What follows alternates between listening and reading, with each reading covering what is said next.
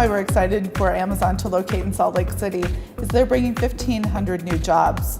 But also, one of the great things about Amazon is their commitment to training of their team, even in career fields that are not related to Amazon.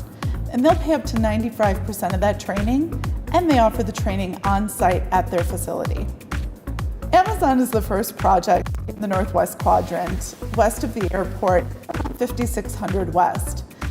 This really is the beginning of what we believe is going to be a number of companies that will continue to build out the Northwest Quadrant and allow for additional commercial tax base for our residents.